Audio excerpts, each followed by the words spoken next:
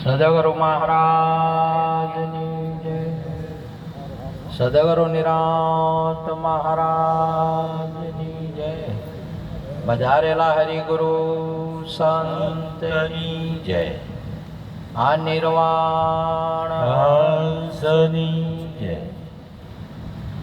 આજે પવિત્ર ભૂમિયા ખોડાણા મુકામ ભક્ત શ્રી નાગજીબાના નામ સ્મરણના અર્થે તેમના પરિવાર બધો મળી આજે સમાજની સેવા પણ કરી, સાથે સાથે એક મોટું કામ કર્યું, ભજન પણ રાખી, દૂર દૂરથી સંતોને તેડી સત્સંગ, ભજન, દર્શન ને સેવાનો જે લાભ લીધો એ લાભ અમૂલક કહેવાય. આપણા જીવનમાં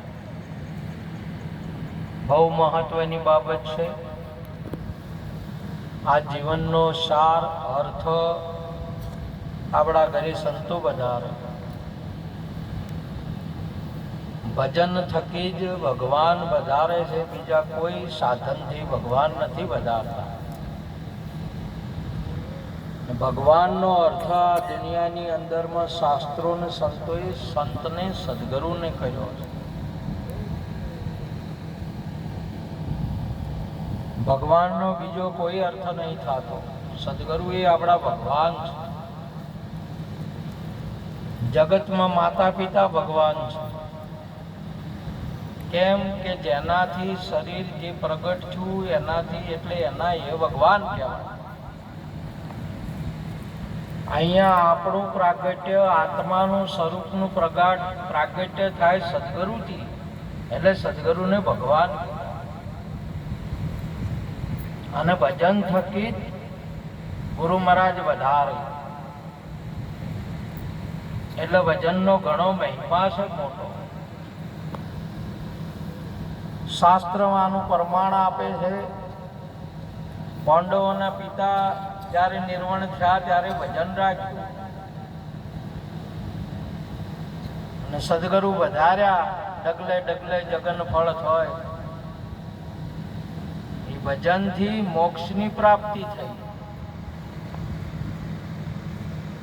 એ શાસ્ત્ર આપણું પ્રમાણ આપે છે. આજે પણ આપણા સંતોએ આજે પણ પ્રમાણ આપ્યું. બધા સંતો સુંદર આપણને સાક્ષાત કરાયો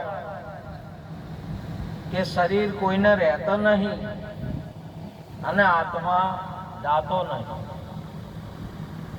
અને આત્માએ શરીર બધા ધારણ કરેલો છે.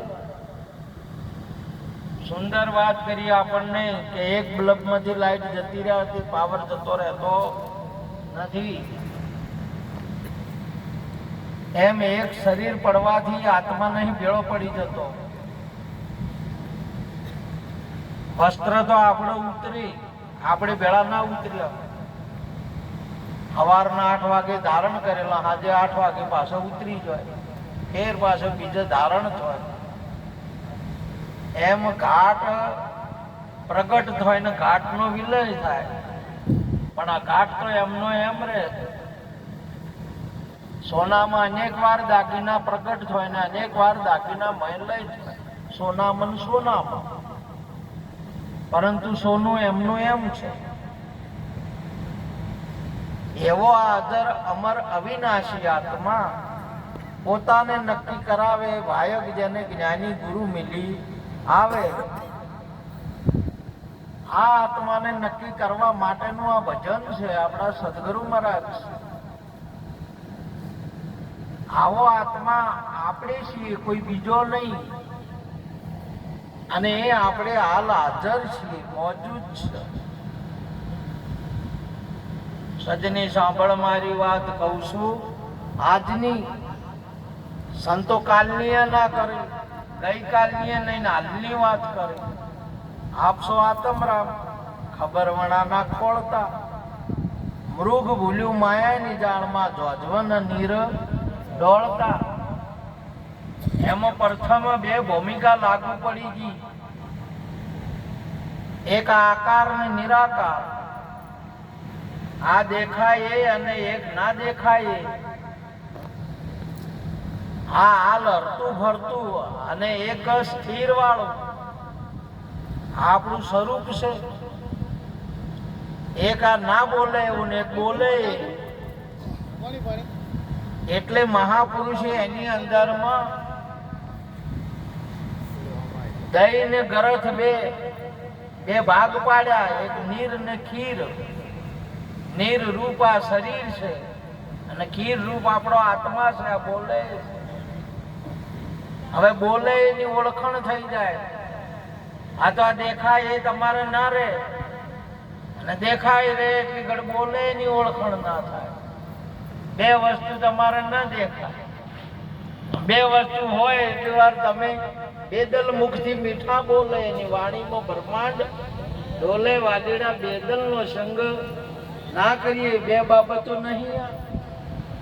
એટલે મહાપુરુષે કહ્યું કે એક જ વસ્તુ આમે તમે માળા જોશો તો મોય સૂત્ર નહીં દેખાય, અને સૂત્ર દેખશો તો માળા તમારે સૂત્રના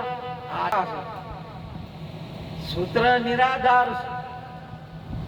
આખા એમાં જે એક મણકા છૂટા પડી જાય, પણ સૂત્ર છૂટું ના પડે. સૂત્ર તો એમનું એમ છે. આ એક શરીરો તમારો કદી એક છૂટા પડે, પણ આત્મા એમનો એમ છે. આ વધે ઘટે ના તેવો છે, એને સમજી અંતરમાં લેવો. આ સાચા સદગુરુ વડા અલખ નામ નિશાની કોણ લખાવે?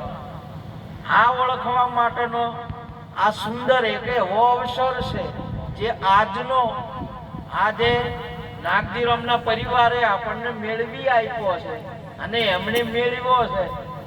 આ અવસરે આ થાય છે. હરિને મળવા જેવો આ અવસર. ઊંધે આમ તો ખોયો વાસેડામાં જુ મૂસળું, આ જૂઠે જન્મ ભગોયો. જૂઠામાં બધો ખાસ આત્મા છે. આત્માથી લગારો લગાવ ના કર્યો, જૂઠાપણામાં આખો જન્મ ગુમાયો. એટલા માટે મહાપુરુષે કહ્યું છે કે આ બોલે નર બીજો નથી, છે પરમેશ્વર પોતે. વાદળો ને અજ્ઞાનીઓને શેટે શેટે પોતે વાલે. બીજે આપણે બેઠા અહીંયા કોણી છે. તમારે બોર કદી થોડોક ઊંડું હોય, કોઈને થોડું નેડું હોય, પણ બેઠા તો જ પોણી છે. એટલે રીંગ લાવવાની છે કે પોણી લાવવાનું છે? રીંગ લાવવાની છે. પોણીના કોઈ પૈસા હાલવાના નહીં, આ પડ પાછા કરવાના હાલવાના છે. આપણે ગુરુને લાવવાના છે, ભગવાનને લેવા જવું પડે એવું છે નહીં. આ તે તમે જ છો પોતે, પણ આ મનાય એવી વાત નહીં. કોઈ દિવસ તમારા ગળે ના ઉતરે. આ તો ઓકો દૂધ પાક છે, પેલા સી રીતે ઉતરે ગળે? આવી સંતોની વાત ગળે ઉતરે નહીં. એટલે એને સિંહણનું દૂધ કીધું. આવી વાત સાચી ઉતરે નહીં.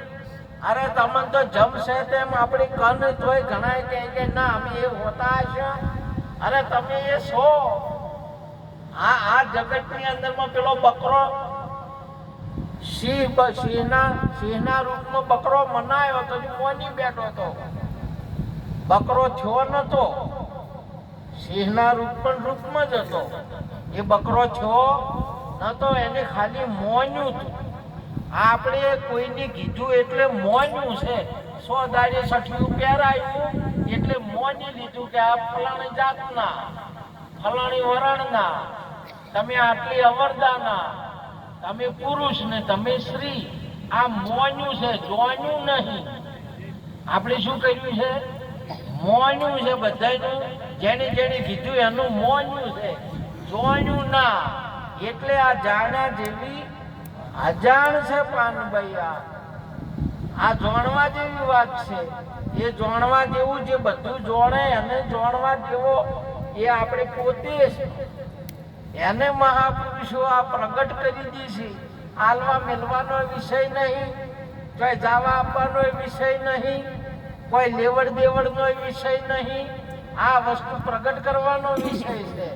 તમારે બે લાવી અને દૂધ કાઢ્યું એટલે જી હાલવાનો વિષય છે કે દૂધમાંથી હવે પ્રગટ કરવાનો છે.